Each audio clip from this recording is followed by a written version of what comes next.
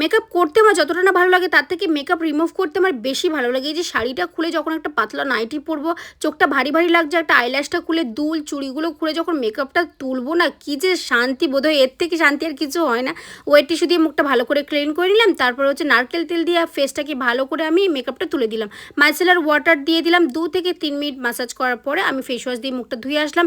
LCD একটা sandalwood আর মুলতানি মাটি mixing face pack apply করলাম। রোজ ওয়াটার দিয়ে 15 মিনিট রাখার পরে আমি স্নানে গেলাম। স্নান করে আসার পরে এত রিফ্রেশ লাগছিল কি বলি। তারপরে টনিমনির একটা টোনার অ্যাপ্লাই করলাম, লিপ বাম অ্যাড করলাম, তারপরে পন্সের একটা ময়শ্চারাইজার অ্যাপ্লাই করলাম, আর তারপরে সানস্ক্রিন অ্যাপ্লাই করেছিলাম সিম্পলি। এটা আমি নাইকা থেকে ফ্রিতে পেয়েছিলাম।